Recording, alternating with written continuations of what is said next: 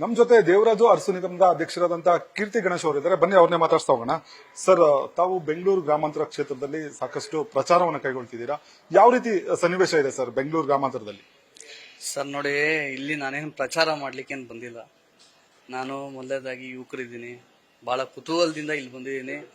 ಇಲ್ಲಿ ನಿಮ್ಮೆಲ್ಲರಿಗೂ ಗೊತ್ತು, ಚುನಾವಣಾ ಚಾಣಕ್ಯರು ಕನಕಪುರದ ಬಂಡೆ ಅಂತೇಳಿ ಡಿ ಕೆ ಶಿವಕುಮಾರ್ ಅವರು ಇದ್ದಾರೆ. ಅವ್ರ ಚುನಾವಣೆ ಹೇಗೆ ನಡೀತಾರೆ, ಹೇಗೆ ಮಾಡ್ತಾರೆ, ಹೇಗೆ ಜನರನ್ನ ಒಂದು ಪ್ರೀತಿಯಿಂದ ಒಗ್ಗೂಡಿಸ್ಕೊಂಡಿದ್ದಾರೆ ಅನ್ನೋ ಒಂದು ನೋಡೋದಕ್ಕೋಸ್ಕರ ನಾನು ಇಲ್ಲಿ ನೋಡಿ ಅಬ್ಸರ್ವೇಷನ್ ಮಾಡೋದಕ್ಕೋಸ್ಕರ, ನೋಡಿ ಕಲಿಯೋದಕ್ಕೋಸ್ಕರ ಇಲ್ಲಿ ಬಂದಿದ್ದೀನಿ. ನೀವು ಕ್ಷೇತ್ರದಾದ್ಯಂತ ಓಡಾಡ್ತಿದ್ದೀರಾ, ಸಾಕಷ್ಟು ಟಫ್ ಫೈಟ್ ಇದೆ ಅಂತ ಹೇಳಲಾಗ್ತಿದೆ.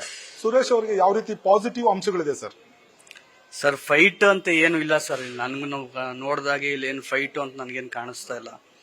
ನೀವು ಫಸ್ಟ್ ಅದಾಗಿ ನೋಡಬೇಕು ಅಂತಂದ್ರೆ ಡಿ ಕೆ ಸುರೇಶ್ ಸರ್ ಯಾರಿದ್ದಾರೆ ಅಂತ ಎಲ್ಲರಿಗೂ ಗೊತ್ತಿದೆ, ಅವ್ರ ಕ್ಯಾಂಡಿಡೇಟ್ ಇದ್ದಾರೆ ಅಂತ.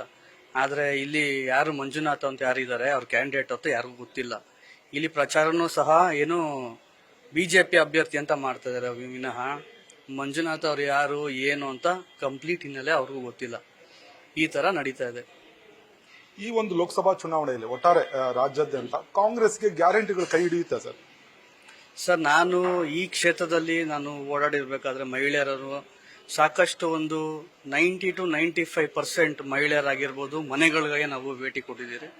ನಾವ್ ಏನ್ ಮಹಿಳೆಯರ ಹತ್ರ ಮಾತಾಡಿದೀವಿ ಮತ್ತೆ ಯಾವ ಮನೆಗಳಿಗೆ ಭೇಟಿ ಕೊಟ್ಟಿದ್ದೀವಿ, ಅವ್ರಿಗೆಲ್ಲರಿಗೂ ಸವಲತ್ತು ಸಿಕ್ಕಿದೆ. ಅವ್ರಿಗೆಲ್ಲರಿಗೂ ಖುಷಿ ಇದೆ, ಸವಲತ್ತು ಸಿಕ್ಕಿದೆ ಅಂತ.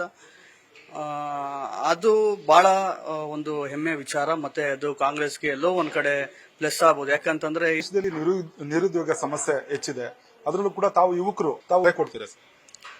ನೋಡಿ, ನಾವು ಕಾಂಗ್ರೆಸ್ ಪಾರ್ಟಿ ಇರ್ಬೋದು, ಫಸ್ಟ್ ಇಂದನೂ ನಾವು ಪ್ರೋಗ್ರಾಮ್ ಬೇಸ್ ಮೇಲೆ ವೋಟ್ ಕೇಳ್ತಾ ಇದೀವಿ. ನಾವು ಯಾವುದೇ ವಿಧವಾದ ಜಾತಿ ಭೇದ ಮತ್ತೆ ಬೇರೆ ಬೇರೆ ಎಮೋಷನಲ್ಸ್ ಮೇಲೆ, ಸೆಂಟಿಮೆಂಟ್ಸ್ ಮೇಲೆ ನಾವೇನು ಮತ ಕೇಳ್ತಾ ಇಲ್ಲ.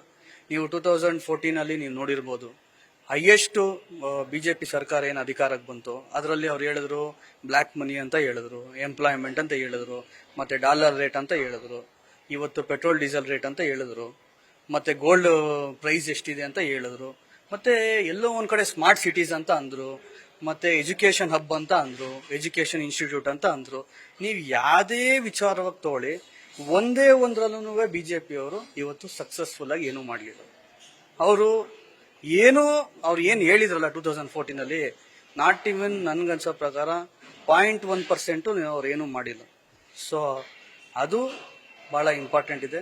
ಮತ್ತೆ ಯುವಕರಿಗೂ ಎಲ್ಲೋ ಒಂದ್ ಕಡೆ ಇವಾಗ ಗೊತ್ತಾಗ್ತಾ ಇದೆ ಯಾರು ಏನೇನ್ ಮಾಡ್ತಾ ಇದಾರೆ, ಪೊಲಿಟಿಕಲ್ ನಾಲೆಜ್ ಅಂದ್ರೆ ಏನು ಅಂತ. ಒಂದ್ಸಲ ಸುಳ್ಳು ಹೇಳ್ಬೋದು, ಒಂದ್ಸಲ ಯಾಮಾರಿಸ್ಬೋದು, ಪದೇ ಪದೇ ಯಾಮಾರ್ಸೋದಕ್ಕೆ ಯುವಕರನ್ನ, ಈ ದೇಶದ ಯುವಕರನ್ನ ಸಾಧ್ಯ ಇಲ್ಲ ಅಂತ ನಾನು ನಂಬಿದ್ದೀನಿ. ಸರ್, ವಿಧಾನಸಭಾ ಚುನಾವಣೆಯಲ್ಲಿ ಕಾಂಗ್ರೆಸ್ ಭರ್ಜರಿ ಗೆಲುವು ಸಾಧಿಸಿತು. ಈಗ ಟಾಸ್ಕ್ ಇರುವಂತದ್ದು ಲೋಕಸಭಾ ಚುನಾವಣೆಯಲ್ಲಿ ರಾಜ್ಯದಲ್ಲಿ ಎಷ್ಟು ಲೋಕಸಭಾ ಕ್ಷೇತ್ರಗಳನ್ನ ಗೆಲ್ಲಬಹುದು ಸರ್? ಅದರಲ್ಲೂ ಕೂಡ ಪ್ರಮುಖವಾಗಿ ಯುವಕರಿಗೆ ಹೆಚ್ಚು ಅವಕಾಶವನ್ನ ಕಾಂಗ್ರೆಸ್ ಪಕ್ಷ ಮಾಡಿಕೊಟ್ಟಿದೆ. ಸರ್, ಇವತ್ತಿನ ವರ್ತಮಾನ ನೋಡ್ತಾ ಇದ್ದಂದ್ರೆ 20 ಕ್ಷೇತ್ರಕ್ಕಿಂತ ಹೆಚ್ಚು ಕಾಂಗ್ರೆಸ್ ಪಕ್ಷ ಗೆಲ್ಲ ಒಂದು ಸಾಧ್ಯತೆ ಇದೆ. ನಿಮ್ಮ ಕೆಲವೊಂದು ಮಾಧ್ಯಮದಲ್ಲೂ ಸಹ ನೀವೆಲ್ಲ ತೋರಿಸ್ತಾ ಇದ್ದೀರಾ 18ಕ್ಕೂ ಹೆಚ್ಚು ಸ್ಥಾನ, 18 ಸ್ಥಾನ ಅಂತ ನೀವೇ ಹೇಳ್ತಾ ಇದ್ದೀರಾ. ಸೊ ನಮ್ಮ ಒಂದು ನಿರೀಕ್ಷೆ ಬಂದ್ಬಿಟ್ಟು ಒಂದು 20 ಸ್ಥಾನ, ಕನಿಷ್ಠ ಒಂದು 20 ಇಂದ 20 ಸ್ಥಾನ ಮೇಲೆ ನಾವು ಗೆಲ್ಲುವಂತ ಒಂದು ಎಲ್ಲಾ ಸಾಧ್ಯತೆನೂ ನಮ್ಗೆ ಇಲ್ಲಿ ಕಾಣಿಸ್ತಾ ಇದೆ ಸರ್. ಇವಿಷ್ಟು ಕೀರ್ತಿ ಗಣೇಶ್ ಅವರ ಮಾತಾಗಿರುವಂತದ್ದು. ಕಾಂಗ್ರೆಸ್ ಈ ಬಾರಿ 20ಕ್ಕೂ ಹೆಚ್ಚು ಸ್ಥಾನಗಳನ್ನ ರಾಜ್ಯದಲ್ಲಿ ಗೆಲ್ಲುವಂತ ಸಾಧ್ಯತೆಗಳು, ವಾತಾವರಣಗಳು ಇದೆ ಅನ್ನೋ ಒಂದು ಮಾತನ್ನ ಹೇಳ್ತಿರುವಂತದ್ದು. ಕ್ಯಾಮ್ರಾ ಪರ್ಸನ್ ಪವನ್ ಜೊತೆ G Manjunath, news first Bengaluru. News first ನಿರ್ಭೀತಿಯಿಂದ ನಿಮ್ಮ ಪರವಾಗಿ.